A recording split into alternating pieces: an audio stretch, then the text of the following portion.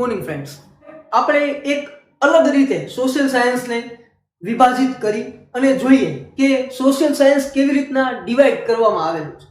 કેમ કે અંગ્રેજો આપણને બહુ મસ્ત શીખવાડી ગયા છે. જે વસ્તુમાં આપણને ખબર ન પડે ને ત્યાં એક નિયમ યાદ રાખો, ડિવાઈડ એન્ડ રૂલ. બરોબર, ભાગલા પાડો અને રાજ કરો. તો આગળના લેક્ચરમાં આપણે જે પ્રમાણે વાત કરી એ પ્રમાણે સોશિયલ સાયન્સમાં ટોટલ ચેપ્ટર છે 21. એ 21 ચેપ્ટરની અંદર આપણે 3 પાર્ટ પાડ્યા હતા. એક 7 પાર્ટ જે 1 થી 7 હતા એ હતા ઇતિહાસના. 1 થી 7 ઇતિહાસ. પછીના 8 થી 14 એટલે કે બીજા જે 7 પાર્ટ છે એ હતા ભૂગોળના. બીજા 7 પાર્ટ છે એ હતા ભૂગોળના. અને ત્રીજા જે 7 પાર્ટ હતા એ હતા ઇકોનોમિક્સ એટલે કે અર્થશાસ્ત્રના. તો આ 3 પાર્ટની અંદર આપણું સમાજ વહેંચાયેલું છે. પણ આની અંદરની આપણે વાત કરીએ તો ઘણી બધી વખત તમને ધોરણ 9 માં તમારા સમાજના શિક્ષકશ્રીએ ઘણી બધી વખત એવું કીધું હશે કે આ પોઈન્ટ છે 10મા ધોરણમાં કામ આવશે, આ પોઈન્ટ છે 10મા ધોરણમાં આવશે. તો આપણે આજે અમુક પોઈન્ટ જે 9મા ધોરણમાં આવી ગયેલા છે એ જોઈએ, તથા આ ઇતિહાસ, ભૂગોળ અને ઇકોનોમિક્સને કેવી રીતના સહેલાઈથી સમજી શકાય એનો ઓવરવ્યૂ આજે આપણે જોઈએ. તો કરીએ શરૂઆત. આ પાઠની અંદરની વાત કરીએ તો પહેલા શરૂઆત કરીએ પહેલા પાઠથી. પહેલો પાઠ હતો ભારતનો વારસો. ભારતનો વારસો. અને એની આપણે વાત કરી હતી કે ભારતનો વારસો છે 3 માર્ક્સમાં પૂછાય છે. પણ અહીંયા આપણે માર્ક્સને થોડીક વાર સાઇડલાઇન કરીએ છીએ. ભારતના વારસાની અંદર વાત કરીએ તો ભારતના વારસામાં તમને ઘણું બધું પહેલા પાઠથી જ શરૂઆતથી જ ખબર પડી જાય કે આપણી સામાજિક વિજ્ઞાનની બુકને કેવી રીતના વિભાજિત કરવામાં આવી છે. તો ભારતના વારસાની અંદર તમારે ભણવાનું થશે વારસા. ભારતના વારસા નામના પાઠની અંદર પહેલો જે પોઈન્ટ આપણે જોઈએ છે એ છે વારસો. ખરેખર વારસાની ડેફિનેશન જોઈએ તો વારસાની ડેફિનેશન થાય આપણને આપણા પૂર્વજો તરફથી મળેલ અમૂલ્ય ભેટ એટલે કે વારસો. પણ આ વારસો આપણને આપણા પૂર્વજોએ જે કંઈ પણ આપ્યો છે, પણ અહીંયા આપણે એને 2 ભાગમાં વિભાજિત કરશું. એક જે વારસો છે એ છે સાંસ્કૃતિક વારસો. એક છે સાંસ્કૃતિક વારસો અને બીજો છે પ્રાકૃતિક વારસો. એક છે સાંસ્કૃતિક વારસો અને બીજો છે પ્રાકૃતિક વારસો. આ સાંસ્કૃતિક વારસો અને પ્રાકૃતિક વારસો તમારા માટે નવો હશે, કારણ કે આ વારસો શબ્દ હાલો આપણને ખબર હોય, ઘણી બધી વખત આપણા વચ્ચે ઘરમાં ઘણા બધા લોકો બોલતા હોય છે વારસો. પછી બીજો એક શબ્દ છે સંસ્કૃતિ. આ શબ્દ આપણે ઘણી બધી વખત સાંભળતા હોઈએ છીએ, ખાસ કરીને પશ્ચિમની સંસ્કૃતિ, પશ્ચિમીકરણ. બરાબર, તો સંસ્કૃતિની પહેલા ડેફિનેશન જોઈએ આપણે. તો સંસ્કૃતિ એટલે શું? તો કે ભાઈ જીવન જીવવાની કળા. જીવન જીવવાની કળા અથવા રીત, એને આપણે સંસ્કૃતિ કહી શકીએ. જીવન જીવવાની કળા અથવા રીતને આપણે સંસ્કૃતિ કહી શકીએ. તો અહીંયા વારસામાં 2 પ્રકાર, સાંસ્કૃતિક વારસો અને પ્રાકૃતિક વારસો. એમાંથી એક સાંસ્કૃતિક વારસાની વાત કરીએ તો સાંસ્કૃતિક વારસાને સમજતા પહેલા તમારી પાસે સંસ્કૃતિની વ્યાખ્યા હોવી જરૂરી છે. એટલે કે સંસ્કૃતિ એટલે જીવન જીવવાની કળા અથવા રીત. હવે જીવન જીવવાની કળા અથવા રીતને પણ હજી આપણે થોડીક અલગ શબ્દમાં સમજવી હોય તો આપણે એવું કહી શકીએ કે માણસની એટલે કે આપણા લોકોની માણસની પેલા માણસ જ્યાં રહેતો હતો એટલે કે ગુફા, માણસની ગુફાથી ઘર સુધીની જે જીવન યાત્રા છે, માણસની ગુફાથી ઘર સુધીની જે જીવન યાત્રા છે, આ જીવન યાત્રાને પણ આપણે શું કહી શકીએ? સંસ્કૃતિ. એટલે આ સંસ્કૃતિ ઉપરથી પડેલો છે જેનું નામ છે સાંસ્કૃતિક વારસો. કેવી રીતના કહી શકીએ કે સાંસ્કૃતિક વારસો સંસ્કૃતિની ડેફિનેશન ઉપરથી પડેલો છે? તો કે ભાઈ સાંસ્કૃતિક વારસાની વ્યાખ્યા જોઈએ તો આપણે બધા એટલે કે માનસે પોતાની કુને, બુદ્ધિ, શક્તિ, ચતુરાઈ, આવડત, કૌશલ્ય. માણસે પોતાની કુને, બુદ્ધિ, શક્તિ, ચતુરાઈ, આવડત, કૌશલ્ય આ બધા દ્વારા જે કંઈ પણ પ્રાપ્ત કર્યું છે એ તમામ વસ્તુને આપણે કેવો વારસો કહીશું? સાંસ્કૃતિક વારસો. તો હવે અહીંયા આપણે જોઈએ સંસ્કૃતિની સાથે જીવન જીવવાની રીત અથવા કળા. બીજું માણસની ગુફાથી ઘર સુધીની જીવન યાત્રા. તો હવે જોઈએ, જો માણસ પેલા ગુફામાં રહેતો હતો, માણસ પેલા હતો શું? તો કે ભાઈ આદિમાનવ હતો. શું હતો? આદિમાનવ. આ આદિમાનવ હતો એ આપણને બધાને ખબર છે કે શરૂઆતના સમયમાં રખડતું ભટકતું જીવન જીવતો અને પછી ધીમે ધીમે ગુફામાં રહેવાની શરૂઆત કરી. તો આ માણસ જે ગુફામાં રહેતો હતો ત્યાંથી ઘર સુધી પહોંચ્યો. તો એ ઘર બનાવવા માટે એને ઘણી બધી કુને, ઘણી બુદ્ધિ લગાવી હશે, પોતાની જેટલી શક્તિ હશે શક્તિનો પરિચય કર્યો હશે, પોતાની ચતુરાઈનો ત્યાં ઉપયોગ કર્યો હશે, પોતાનામાં જે આવડત છે એ ત્યાં દાખવેલી હશે અને પોતાનામાં રહેલા કૌશલ્ય આ બધાની વાત અહીંયા કરી છે. એટલા માટે આપણે કહી શકીએ કે સંસ્કૃતિને હિસાબે સાંસ્કૃતિક વારસો બને છે. એટલે કે વારસાના બે પ્રકાર, સાંસ્કૃતિક વારસો, પ્રાકૃતિક વારસો. એમાંથી આ સાંસ્કૃતિક વારસાની વ્યાખ્યા આપણે જોઈએ કે માણસે પોતાની બુદ્ધિ, શક્તિ, કુને, ચતુરાઈ, કૌશલ્ય, આવડત દ્વારા જે કંઈ પણ મેળવ્યું છે તેને સાંસ્કૃતિક વારસો કહી શકાય. બીજું જોઈએ પ્રાકૃતિક વારસો. તો પ્રાકૃતિક વારસો તો સાવ સિમ્પલ છે. પ્રાકૃતિક વારસો એટલે બીજું કાંઈ નહીં. પ્રાકૃતિક વારસો એટલે કુદરત, આપણી આસપાસની કુદરત. એટલે હવે એને વ્યાખ્યાની રૂપે જોઈએ તો પ્રાકૃતિક વારસો એટલે એવું થાય કે પ્રકૃતિ, પ્રકૃતિથી આપણે બધાય પરિચિત છે. પર્યાવરણ, પર્યાવરણ આપણે નાના હતા ત્યારથી આપણી વચ્ચે ઘણા બધા કન્સેપ્ટ એના આવી ચૂકેલા છે. અને માનવ જીવન એટલે કે આપણે લોકો, એટલે કે પ્રકૃતિ, પર્યાવરણ અને માનવ જીવન વચ્ચેના નજીકના સંબંધો. તો ભાઈ પ્રકૃતિની સાથે પર્યાવરણનો અને માનવ જીવનનો એટલે કે ત્રણેયનો અંદરો અંદર અનુબંધ જોડાયેલો છે. તો આને હિસાબે પ્રકૃતિ, પર્યાવરણ અને માનવ જીવનને હિસાબે જે નજીકના સંબંધો એના થાય છે એના હિસાબે આપણને જે રિઝલ્ટ મળે એટલે કે જે પરિણામ મળે આ રિઝલ્ટને આપણે શું કહીશું? પ્રાકૃતિક વારસો. આને શું કહી શકાય? પ્રાકૃતિક વારસો. એટલે આપણે એવું કહી શકીએ ઇનડાયરેક્ટલી, સિમ્પલ યાદ રાખવા માટે કે પ્રાકૃતિક વારસો એ કુદરતની ભેટ છે. કોની ભેટ છે? કુદરતની. પ્રાકૃતિક વારસામાં કુદરત જવાબદાર છે, જ્યારે સાંસ્કૃતિક વારસામાં માણસ પોતે જવાબદાર છે. સંસ્કૃતિ માણસ પોતે બનાવે છે, જ્યારે પ્રકૃતિ ખુદ કુદરત બનાવે છે. તો આ સાંસ્કૃતિક વારસો અને પ્રાકૃતિક વારસો એમાં આપણે અત્યારના જોઈએ છીએ તો વારસાની વ્યાખ્યા જોઈ કે આપણને આપણા પૂર્વજો તરફથી મળેલ અમૂલ્ય ભેટને વારસો કહેવાય. સંસ્કૃતિની વ્યાખ્યા જોઈ કે ભાઈ જીવન જીવવાની કળા અથવા રીતને સંસ્કૃતિ કહેવાય, અથવા માણસની ગુફાથી ઘર સુધીની જે જીવન યાત્રા છે એને સંસ્કૃતિ કહેવાય. અથવા હજી ત્રીજી વ્યાખ્યા કેવી હોય તો સંસ્કૃતિ એટલે બીજું કાંઈ નહીં. આપણે તમને બધાને ખબર છે કે દર વર્ષે ખેડૂત પોતાના પાક વાવી દે, પછી પાક વાવી એની લણણી થઈ જાય, પછી જમીનને વળી પાછી ખેડે છે. એનું કારણ શું? નીચેના જે અંદરના જે કંઈ પણ પોષક દ્રવ્યો છે ઉપર આવે, જમીનની ફેરબદલી થાય, જેથી કરી અને જે નવો પાક ઉગાડવાનો છે એના માટે એની જમીન ફળદ્રુપ રહે અને નવા પાકને પૂરતા પોષક તત્વો મળી રહે. તો સેમ અહીંયા પણ આ જ કન્સેપ્ટ છે. સંસ્કૃતિ એટલે બીજું કાંઈ નહીં, આપણા મગજ એટલે કે માણસના મગજની અંદર જે કોઈ પણ ફળદ્રુપતા છે એ ધીમે ધીમે નીચે લેયર બનાવીને હોય છે.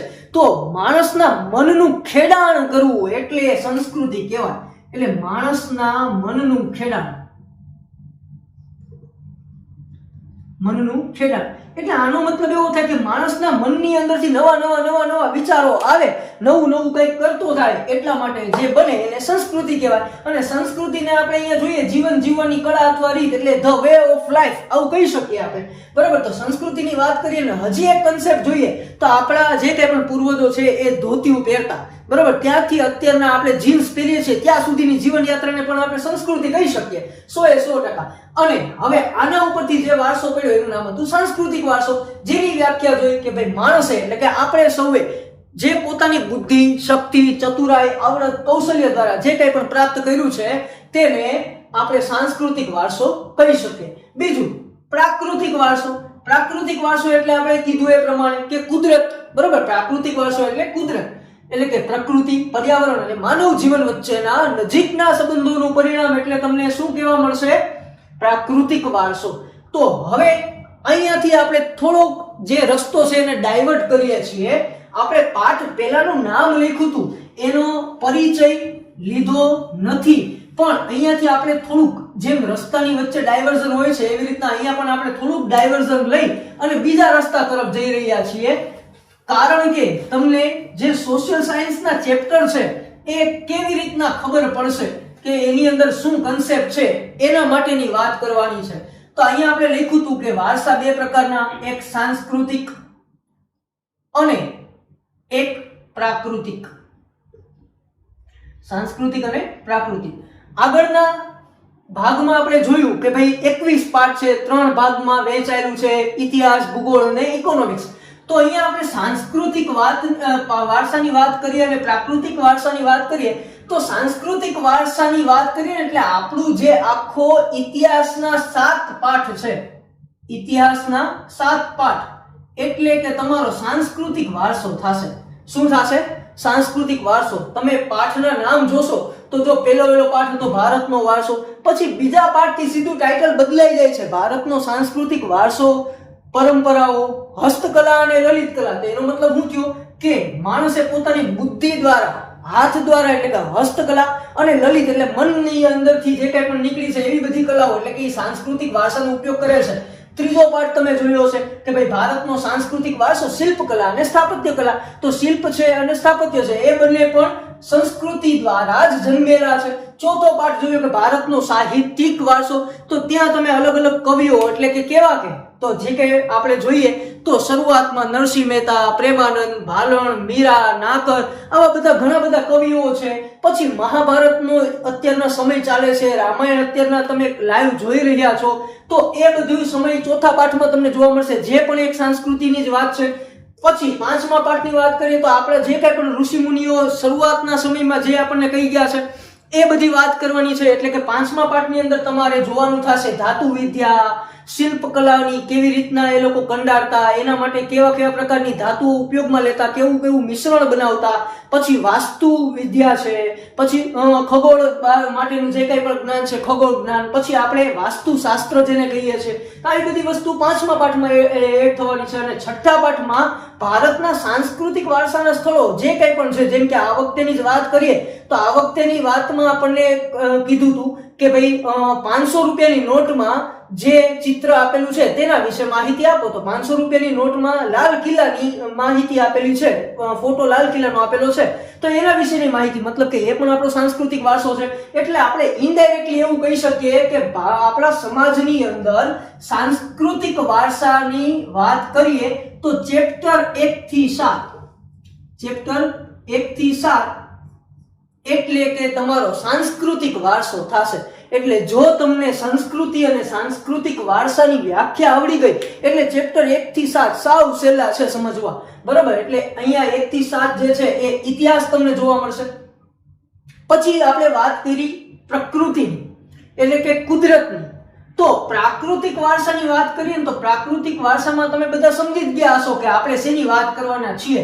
તો પ્રાકૃતિક વારસો એટલે આપણે ઇનડાયરેક્ટલી એને ભૂગોળ કહી શકીએ, કેમ કે આપણે જોઈએ છીએ કે ભૂપૃષ્ઠ, નદી, નાળા, સરોવરો, પર્વતો જે કોઈ પણ બધી વસ્તુ છે એ ભૂગોળની અંદર આવે છે. એ બધી વસ્તુ માણસ દ્વારા નિર્મિત નથી થતી, એ બધી કુદરત દ્વારા નિર્મિત થાય છે. એટલા માટે થઈ અને આપણે એ પોર્શનનું નામ આપશું ભૂગોળ. અને હવે તમે જોઈ શકો છો કે પ્રકૃતિ એટલે કે ભૂગોળ એટલે કે એનો મતલબ એવો થયો કે અહીંયા તમે પહેલો પાઠ જોશો એટલે તમારે 1 થી 7 અને 8 થી 14 એટલે કે ચેપ્ટર 8 થી 14 આ બંનેનો પરિચય તમને પહેલા પાઠની અંદર આપવામાં આવેલો છે. એટલે કે પ્રાકૃતિક વારસો એટલે કે ભૂગોળ ચેપ્ટર 8 થી 14.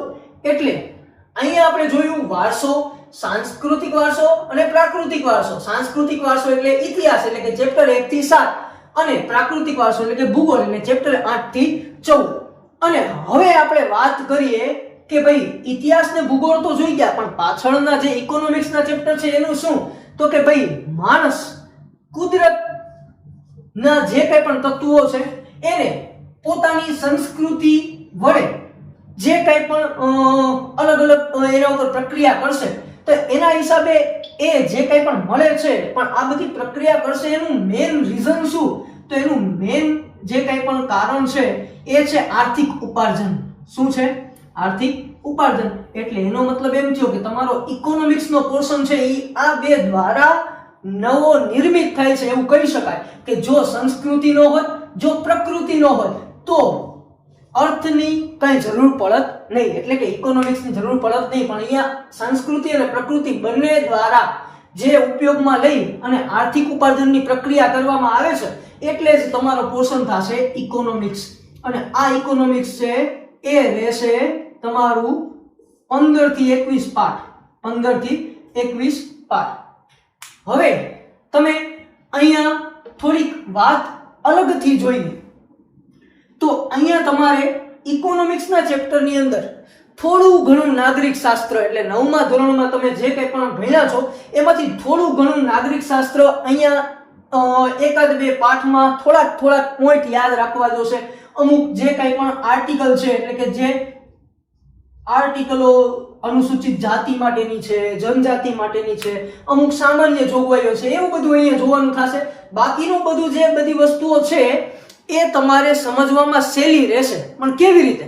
તો અત્યારના હાલનો સમય કોરોનાને લગતો જે કંઈ પણ સમય છે એના હિસાબે તમે જોઈ શકશો કે ઇકોનોમિક્સ તમારે બહુ સારું સમજવું હોય તો અત્યારના સમયે જે કંઈ પણ દેશની અંદર પરિવર્તનો આવે છે એના હિસાબે તમે ઘણા બધા વખત એવું સાંભળ્યું હશે કે ભાઈ દેશની ઇકોનોમી ડાઉન થાય છે, અહીંયા આવો પ્રોબ્લેમ થાય છે, દેશમાં આવું થશે. એ બધી વસ્તુ તમે જોશો તો તમને અહીંયા ઇકોનોમિક્સ સમજવું સાવ સરળ બની જશે. બરોબર? એટલે આ સમયનો આપણે સદુપયોગ કરવાનો છે. જેટલા પણ ન્યૂઝપેપર કે દેશને લગતી જેટલી પણ માહિતીઓ છે એ અહીંયા તમને અહીંયા કામ આવશે. અને ઇકોનોમિક્સ તમારે જે તમે અત્યાર સુધી ભણ્યા નથી એ તમારા માટે સાવ નવું છે પણ છતાં પણ જાણીતું બની જશે. એટલે આવી રીતે તમે આનો સમયનો સદુપયોગ કરી અને આ ત્રણેય પોર્શનને ઈઝીલી સમજી શકો છો. હવે આપણે થોડીક વાત કરીએ નકશાની. તો આપણે જોઈએ છીએ એ પ્રમાણે સમાજની અંદર વાત કરીએ તો તમારા પહેલા જ પાઠની અંદર એક શ્લોક આપવામાં આવેલો છે. એ શ્લોક છે એ આપણું જૂનું એવું એક પુરાણ છે જેનું નામ છે વિષ્ણુ પુરાણ. આ વિષ્ણુ પુરાણની અંદર એક વાત કરવામાં આવી છે. તો એ વાત એટલે શું? તો એ આપણે નકશા દ્વારા સમજીએ. તો એ વાત એવી હતી કે વિષ્ણુ પુરાણમાં એવું કહેવામાં આવ્યું હતું કે ભારતની વાત. ભારત એટલે કેવું ભારત? ભારત એટલે શું છે? ભારતની કન્ડિશન, ભારત માટેની જે માહિતીઓ છે એ બધી તમને અહીંયા જોવા મળશે. કેવી રીતે? એ જોયા.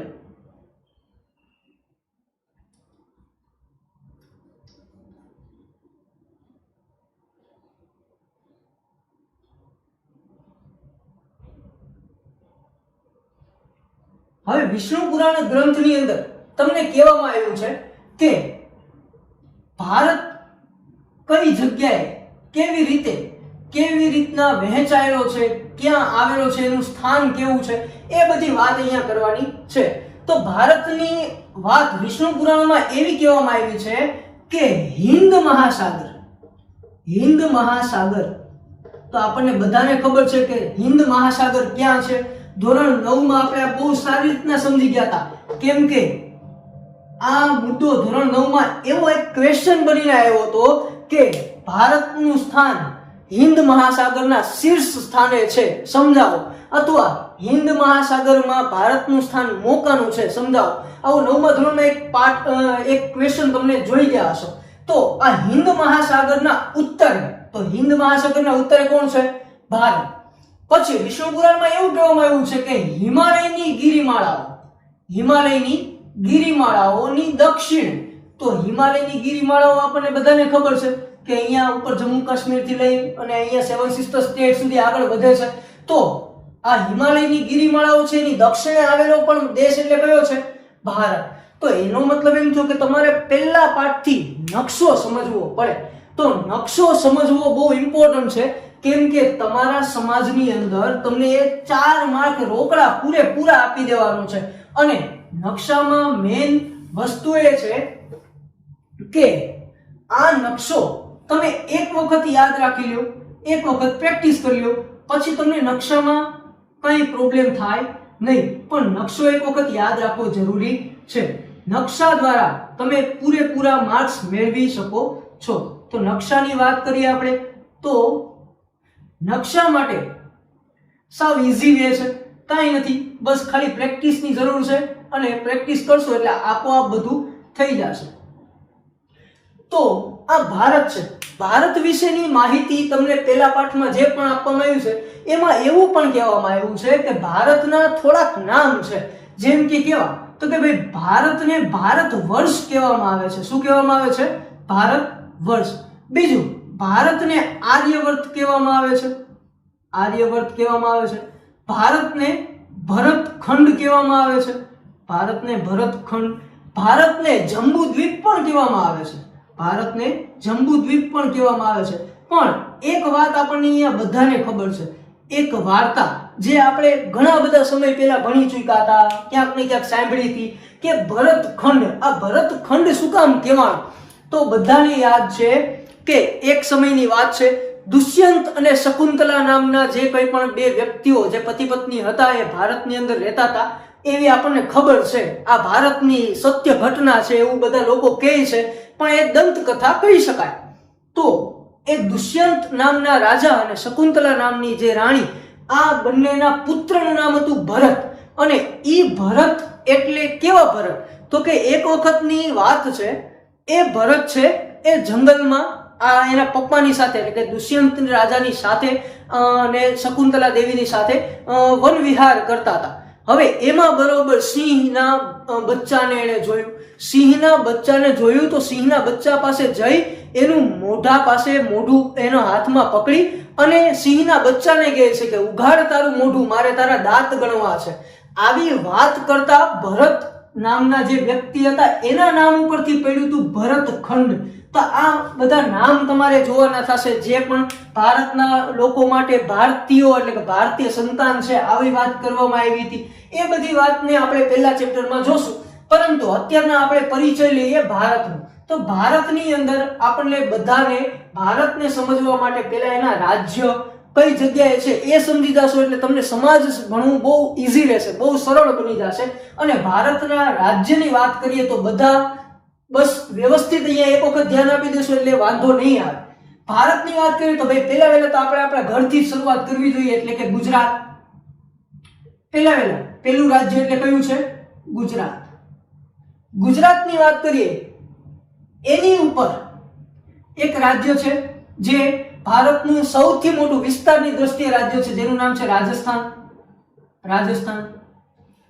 રાજસ્થાનની અને ગુજરાતની બાજુમાં એક રાજ્ય છે જેને આપણે મધ્યપ્રદેશ તરીકે ઓળખીએ છીએ. મધ્યપ્રદેશથી નીચે આવી રીતના ગુજરાત સાથે જોડાયેલું જે છે એને આપણે મહારાષ્ટ્ર તરીકે ઓળખીએ છીએ. મહારાષ્ટ્રની દક્ષિણે જોઈએ તો આ બહુ નાનું એવું રાજ્ય છે જ્યાં ઓપરેશન વિજય જનરલ ચૌધરીની આગેવાની હેઠળ 9મા ધોરણમાં તમે ભણી ચૂક્યા હશો, એટલે કે ગોવા. પછી એની બાજુમાં જ વાત કરીએ તો એક રાજ્ય છે જેનું નામ છે કર્ણાટક. કર્ણાટકથી નીચે જોઈએ તો એક રાજ્ય છે જેનું નામ છે કેરળ. જે રાજ્ય છે કેરળ. કેરળની બાજુમાં જોઈએ તો એક રાજ્ય છે જેનું નામ છે તમિલનાડુ. તમિલનાડુની બાજુમાંથી આવી રીતના એક રાજ્ય જોઈએ તો જેનું નામ છે આંધ્રપ્રદેશ. આંધ્રપ્રદેશ. આંધ્રપ્રદેશમાંથી એક અલગ થયેલું રાજ્ય એટલે કે તેલંગાણા. આંધ્રપ્રદેશમાંથી અલગ થયેલું રાજ્ય એટલે કે તેલંગાણા. આંધ્રપ્રદેશની ઉપર જોઈએ તો અહીંયા તમને જોવા મળશે ઓરિસ્સા. અહીંયા જોવા મળશે ઓરિસ્સા. ઓરિસ્સાની ઉપરની વાત કરીએ તો અહીંયા તમને એક રાજ્ય જોવા મળશે જેનું નામ છે પશ્ચિમ બંગાળ. પશ્ચિમ બંગાળ. હવે પશ્ચિમ બંગાળથી આગળ અહીંયા વાત કરીએ તો અહીંયા એક રાજ્ય આવેલું છે જેનું નામ છે મેઘાલય. આ રાજ્ય જે છે એ છે મેઘાલય. હવે મોસ્ટ ઓફલી લોકોને પ્રોબ્લેમ એ થતો હોય છે કે સેવન સિસ્ટર સ્ટેટના નામ યાદ કેમ રાખવા. તો સેવન સિસ્ટર સ્ટેટના નામ યાદ રાખવા માટે એક સિમ્પલ ફોર્મ્યુલા છે, આરામથી યાદ રહી જશે. તો તમારે એક મિત્ર છે. શું છે તમારે? મિત્ર. પણ એ મિત્ર છે ને એનું નામ તમને ખબર નથી. બરોબર? તમારે મિત્ર છે પણ નામ ખબર નથી. તો એવા મિત્રને તમે શું કહો? તો કે ભાઈ એવા મિત્રને આપણે અનામ મિત્ર કહીએ. શું કહીએ? અનામ મિત્ર. તો હવે સાવ સિમ્પલ થઈ ગયું. અ એટલે અરુણાચલ પ્રદેશ. અ એટલે અરુણાચલ પ્રદેશ. ના એટલે નાગાલેન્ડ. ના એટલે નાગાલેન્ડ. મ એટલે મણિપુર. મ એટલે મણિપુર. મી એટલે મિઝોરમ. મી એટલે મિઝોરમ. અને ત્ર એટલે ત્રિપુરા. તો અનામ મિત્ર યાદ રાખવાથી આપણને સેવન સિસ્ટર સ્ટેટના 5 રાજ્ય યાદ રહી ગયા. પ્લસ અહીંયા મેઘાલય છે. હવે અહીંયા જે તમને વચ્ચે જે દેખાય છે આ છે અસમ. બરોબર? ઈ રાજ્ય છે અસમ. અને અહીંયા ઉપર તમને જે દેખાય છે જેનું નામ છે સિક્કિમ. બરોબર? આ નામ છે સિક્કિમ. એટલે આપણે સેવન સિસ્ટર સ્ટેટ થી લઈ અને અહીંયા પશ્ચિમ બંગાળ સુધી પહોંચ્યા. હવે જરાક આપણે ઉત્તરમાં જઈએ. ઉત્તરમાં જે પેલા રાજ્ય હતું પણ હવે હાલમાં 370 ની કલમ હટાવવામાં આવતા એ રાજ્યમાંથી કેન્દ્ર શાસિત પ્રદેશ ઘોષિત થઈ ગયું છે. એટલે અહીંયા આપણે એને રાજ્ય તરીકે લેશું નહીં, પણ દર્શાવી દઈએ જે જમ્મુ કાશ્મીર રાજ્ય પેલા હતું અને હાલમાં એ જમ્મુ કાશ્મીર અને લદ્દાખ એવી રીતના યુનિયન ટેરેટરીઝમાં ફેરવાઈ ગયું છે. એના પછી વાત કરીએ તો અહીંયા એક રાજ્ય છે જ્યાં 5 નદીઓનો પ્રદેશ આવેલો છે જેને આપણે પંજાબ તરીકે ઓળખીએ છીએ. પંજાબમાંથી અલગ થયેલું રાજ્ય એટલે જેને કે આપણે હરિયાણા તરીકે ઓળખીએ છીએ. હરિયાણાની અંદર આપણને બધાને ખબર છે કે દિલ્હી આવેલું છે. હરિયાણાની અને પંજાબની રાજધાની સેમ ચંદીગઢ છે. આ બધી વાતો આપણે ફોર્મલી આગળ જોઈ ચૂક્યા છીએ. પછી હવે વાત કરીએ અહીંયા તો અહીંયા જે રાજ્ય છે જેનું નામ છે હિમાચલ પ્રદેશ. કયું રાજ્ય છે? હિમાચલ પ્રદેશ. હિમાચલ પ્રદેશની નીચે જોઈએ તો આપણે બાબા રામદેવને બહુ સારી રીતના ઓળખીએ છીએ, પતંજલિ, અને જ્યાં હરિદ્વાર જે યાત્રા કરવા માટે જઈએ છીએ એવું એક સ્થળ એટલે કે ઉત્તરાખંડ.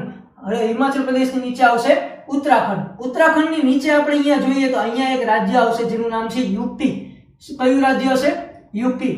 આ યુપી રાજ્યની બાજુમાં જોઈએ તો બિહાર. યુપીની બાજુમાં બિહાર.